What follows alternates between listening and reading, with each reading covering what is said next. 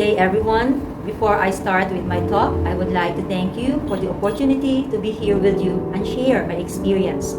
My stay in Thailand has been one of the many wonderful experiences I have in my life.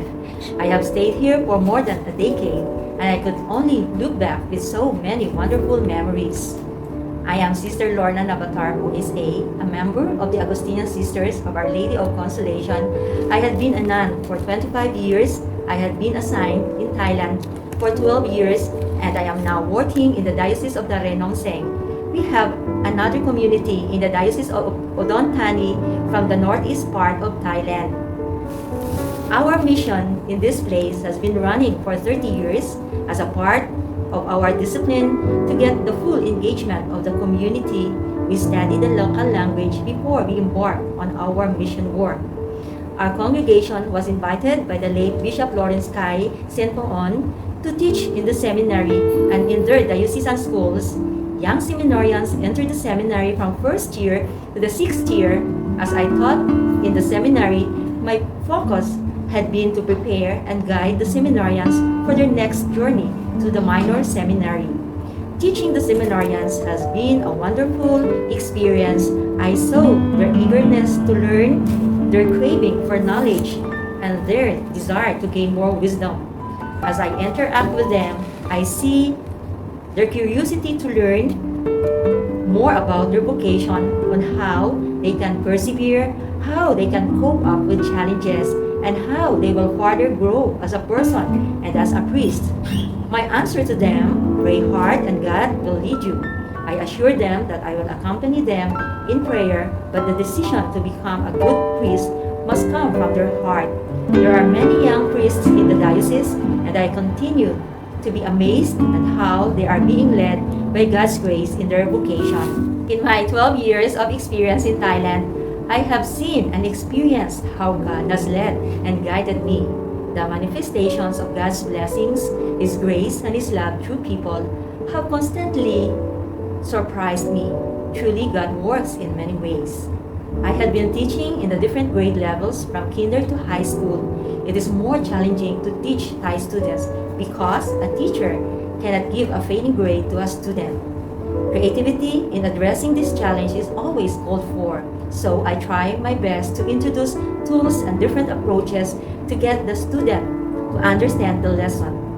Teaching in this environment has taught me to become more patient and understanding in spreading the moral values to the young Thais. I quote from St. Augustine, patience is the companion of wisdom. It has been a rewarding experience to see the young Thais grow their skill in the English language. It is being able to read and write and in participating in speech contests. While our school is Catholic, most of our students are Buddhists. It's very interesting to note that these young Buddhist students can pray our basic Catholic prayers in English. As part of their discipline, we inculcated a 5-minute silence prayer in the morning, at noon, in the afternoon, just before dismissal. Buddhist teachers and students also attended the first Friday Masses. Religious celebrations and feasts, even our Christmas festivities, including the Nativity drama on December 25, are participated by Buddhist students. These are events that put us all together working in unison and in one spirit of support, team building, and collaboration here in our school. We respect any religion. Due to the pandemic, we only have online classes, which started on July 6, 2021. We are hoping that we will be back to normal and have face-to-face classes in November. This period is more challenging as students take on the laptop to communicate with us. There is no actual interaction to check on the students individually. To talk in a more personal way, see how they are, and interact. True education enables us to love life and open us to the fullness of life by Pope Francis.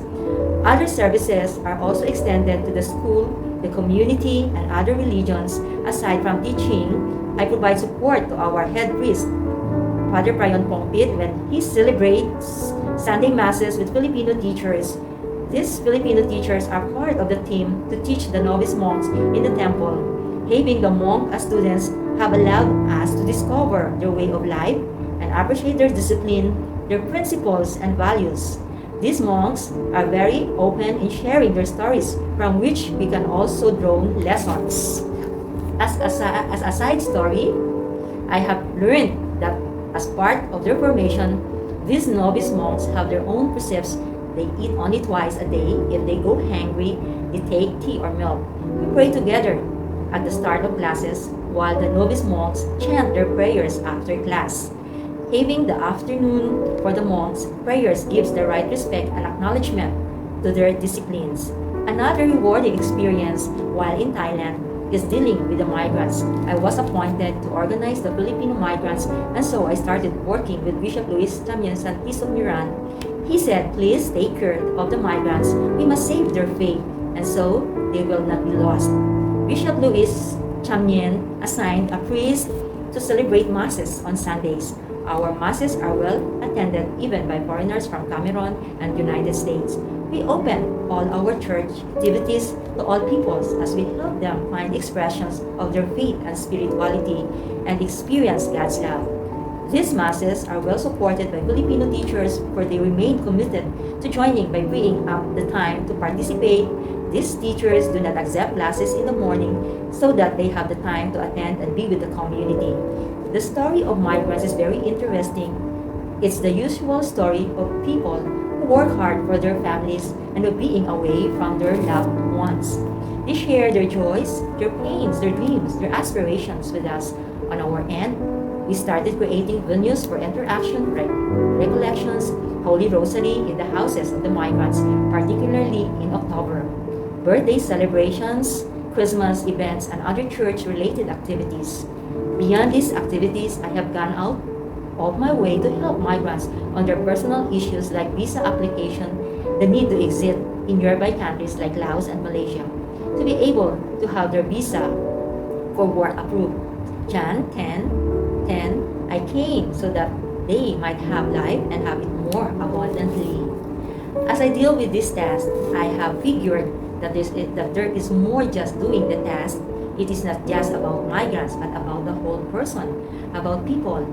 In Jesus' words, we encounter the very heart of His mission, to see that all receive His gift of life in His fullness, according to the will of the Father by Pope Francis. As an ASO missionary, we share our faith and love in building God's kingdom wherever we are in many parts of the world as we celebrate the 500 years of Christianity in the Philippines. Thank you. Sawadee ka.